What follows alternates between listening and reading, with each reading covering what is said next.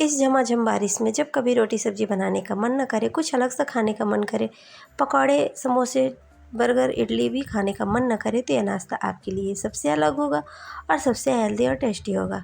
तो गेहूं के आटे से बन के तैयार होगा। तो चलिए बनाना स्टार्ट करते हैं। Welcome back to my channel cooking with Anubhav. आज हम बनाएंगे मसाला पूरी, जो कि बहुत टेस्टी होगी, साथ में बहुत ही हेल्दी होगी, क्योंकि घर की चीज़ों से बनी होगी। और आज हम बिल्कुल अलग तरीके से बना के ट्राई करेंगे। तो सबसे पहले हमें यहाँ पे उबले हुए आलू चाहिए, और ये आलू भी ऑप्शनल है, अगर आप नहीं डालना चाहते तो स्किप भी कर सकते हैं। लेकिन आज जो मसाला पूरी बनेगी वो बहुत चटपटी बन के तैयार होगी, क्योंकि आज हम प्याज की मसाला पूरी बनाएंगे। तो आलू और प्याज की ये मसाला पूरी आपको कैसी लगेगी, ये तो आप वीडियो देखने के बाद ही समझ पाएंगे। तो चलिए बनाना स्टार्ट करते हैं। सबसे पहले हमें आलू को, कभी कभी होता है ना कि हमारे घर में छोटे वाले आलू आ जाते हैं, जो बेबी पोटैटोज होते हैं ना, उनको सब्ज़ी बनाने में भी थोड़ा हमें आलस लगता है, क्योंकि छोटे छोटे रहते हैं तो छीलने में भी दिक्कत लगती है। तो ऐसे क्या होता है, हम उनको बॉयल करके नाश्ते में इस्तेमाल कर लेते हैं। तो यहाँ पे हमने छोटे छोटे आलू थे हमारे पास, तो हमने इनको उबाल लिया हुआ था। उबले हुए आलू को हम छील लेंगे। छीलने के बाद ही हम यहाँ पे नेक्स्ट प्रोसेस देख लेते हैं। तो यहाँ पे हमने लगभग 4 से 5 बड़े साइज़ के प्याज कट कर लिए हुए थे। तो आज जो मसाला पूरी बनेगी वो प्याज और आलू की बनेगी। तो यहाँ पे हमने प्याज लिया हुआ है, जो कि हमने यहाँ पे स्लाइस में इस तरीके से कट कर लिया हुआ है। तो यहाँ पे प्याज की क्वांटिटी आप कम ज़्यादा कर सकते हैं। तो यहाँ पे हमने प्याज लिया हुआ है 7 से 10 कली के लगभग। हमने लहसुन लिया हुआ है, हरी मिर्च ली है, और हमने यहाँ पे करी पत्ता लिया हुआ है, और 1 इंच अदरक का टुकड़ा लिया हुआ है। सारी चीज़ों को अच्छे से वॉश करने के बाद हमने यहाँ पे कट कर लिया हुआ है। अब हम यहाँ पे चाहिए एक मिक्सर का जार। वैसे तो आप इनको चॉप भी कर सकते हैं सब्जियों को। तो हमने यहाँ पे मिक्सर के जार में डाल के सारी सब्जियों को बारीक पीस लिया हुआ है। थोड़ा सा दरदरा रहेगा, लेकिन हाँ, इसका पेस्ट हमें चाहिए। तो इस तरीके से हम मिक्सर जार में ऐड करेंगे सारी चीज़ों को। तो फ्रेंड्स, आज की रेसिपी थोड़ी सी भी अच्छी लगी हो तो प्लीज़ वीडियो को लाइक कर दीजिएगा। चैनल पे अगर आपने पहली बार विजिट किया हुआ है तो चैनल को सब्सक्राइब कर दीजिएगा। और हमें सपोर्ट करने के लिए हमारे सब्सक्राइब बटन के पास में बेल आइकन बटन होगा, उसको भी प्रेस करिएगा, ताकि आने वाली वीडियोस की नोटिफिकेशन आपको सबसे पहले मिले। तो यहाँ पे सारी चीज़ों को हमने ऐड कर दिया हुआ है। और गर्मी का सीज़न है, कभी कभी ऐसे होता है ना कि हमें लगता है कि कुछ बहुत जल्दी से कुछ बना लें, जो कि कम टाइम में बन के तैयार हो जाए।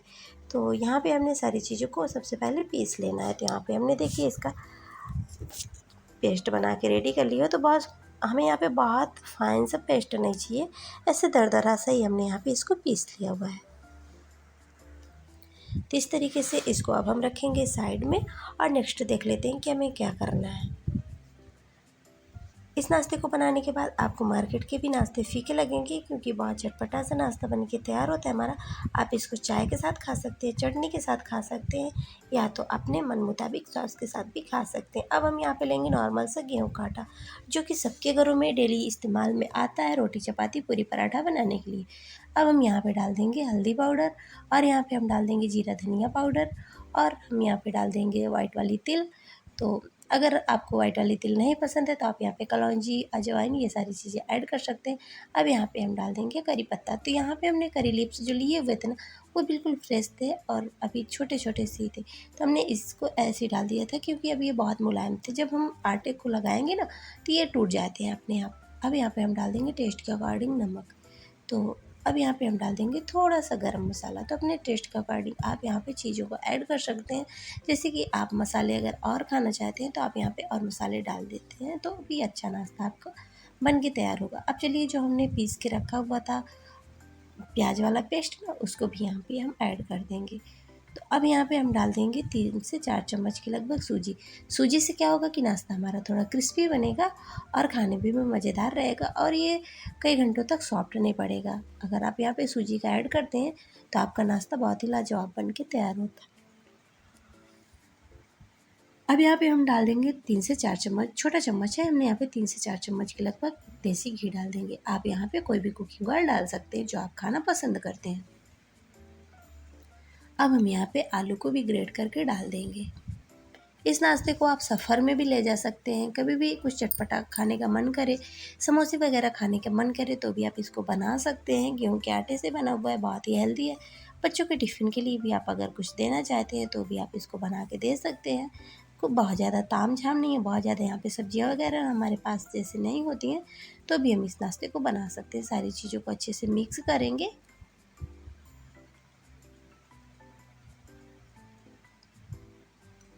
तो फ्रेंड्स, यहाँ पे मैंने नींबू का जूस डाला हुआ था। आप यहाँ पे चाट मसाला हो, नींबू का जूस हो या तो आमचूर पाउडर थोड़ा सा डाल दीजिएगा, तो बहुत अच्छा फ्लेवर लेके आता है। बहुत चटपटा सा टेम्पटिंग सा टेस्ट आता है इसके अंदर। इस तरीके से हमें आटा को लगा लेना है, यानी डो फॉर्म में लाना है, जैसे कि हम लोग पूरी पराठा बनाने के लिए डो लगाते हैं। थोड़ा इसका सख्त डो लगाएंगे और हमें इसको लगा के रख देना है 5 मिनट के लिए रेस्ट में। इससे क्या होगा कि हमने यहाँ पे सूजी ऐड किया हुआ था ना, तो सूजी हमारी अच्छे से फूल जाएगी। इस तरीके से अगर आप मसाला पूरी बनाते हैं तो बहुत ही लाजवाब टेस्ट आता है। और यकीन मानिए, एक बार आप बना लेंगे तो हफ्ते में 3 से 4 बार तो इसको ज़रूर बनाएंगे, क्योंकि बहुत ज़्यादा टाइम नहीं लगता, बहुत ज़्यादा झंझट नहीं लगती। तो इस तरीके से हमें आटा को लगा के रख देना है, कवर कर देंगे। सूजी हमारी फूल जाएगी तो थोड़ा सा हम घी और डाल देंगे और हम डो को वापस से मिक्स कर लेंगे।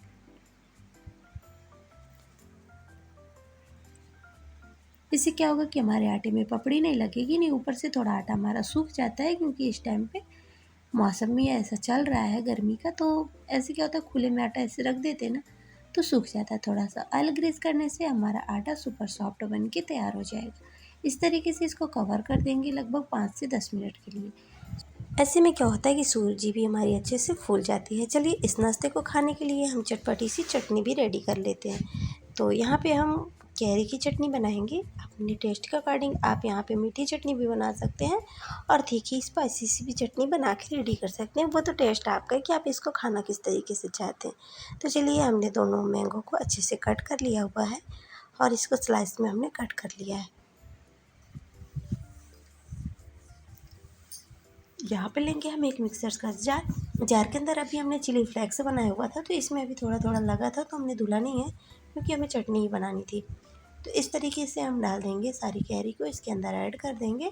तो ये चटनी हमारे घर में सबको बहुत पसंद आती है। आप इस चटनी को दाल चावल के साथ, पूरी पराठे के साथ, समोसे के साथ भी खा सकते हैं। अब यहाँ पे हम डाल देंगे पुदीने का पाउडर। तो यहाँ पे हमने पुदीने को सुखा लिया हुआ था, जो कि हमें हर सीज़न में नहीं मिलता है, तो हम इस तरीके से सुखा के रख लेते हैं कांच की बॉटल में और इसको कई महीनों तक स्टोर कर सकते हैं। इस तरीके से अब हम डाल देंगे नमक, पुदीना और थोड़ा सा हम यहाँ पे डाल देंगे चिली फ्लेक्स और यहाँ पे डाल देंगे हम प्याज।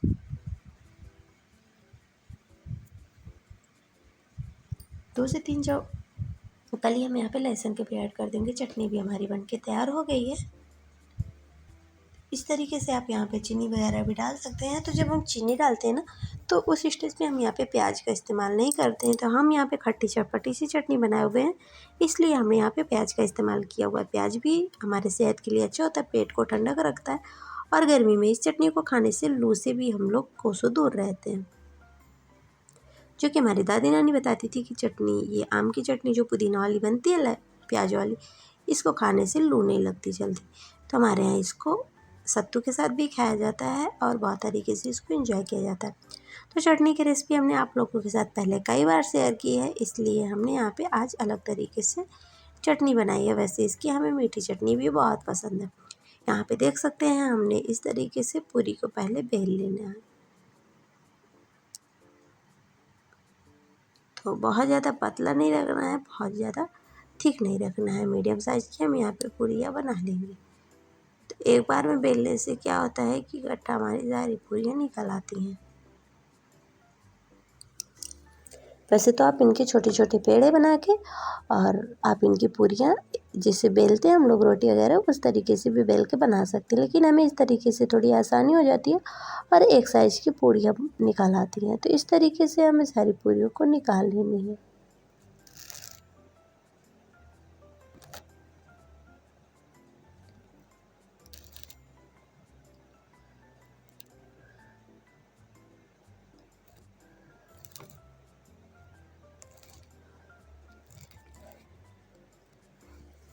पूरी हमारी बन के रेडी हो गई हैं।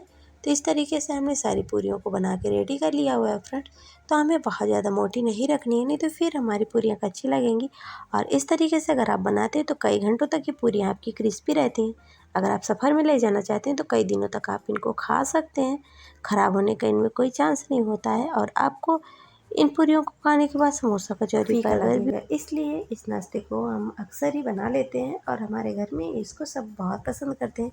चाय के साथ भी आप इसको खा सकते हैं और सब्जी के साथ भी आप इसको खा सकते हैं। बच्चों के टिफ़िन के लिए आप इसको दे सकते हैं, बच्चों को भी ये बहुत पसंद आएगा और झटपट से बन के रेडी भी हो जाती हैं।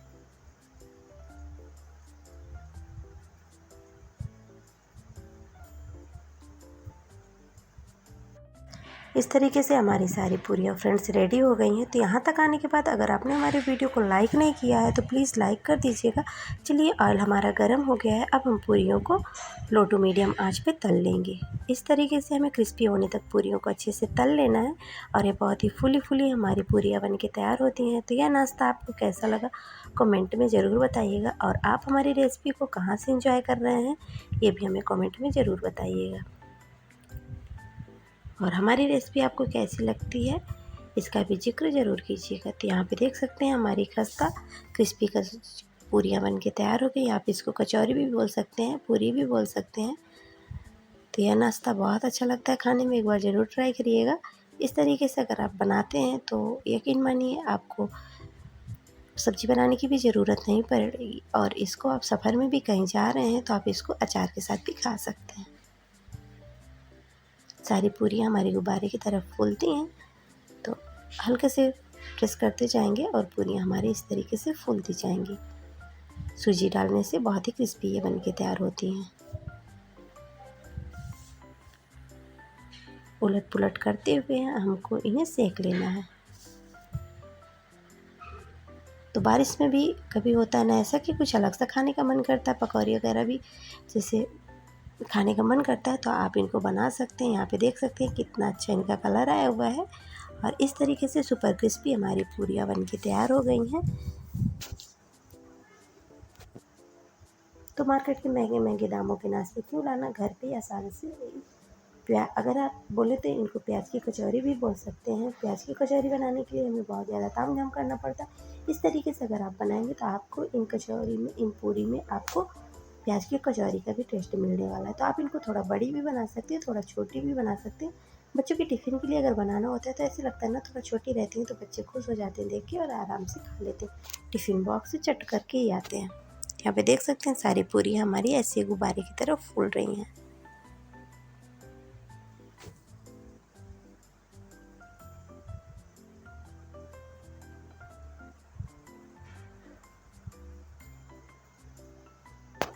ऐसे आसान सी नाश्ते की रेसिपी हमने अपने चैनल में बहुत सारी अपलोड की है, आप लोग जाके विजिट कर सकते हैं।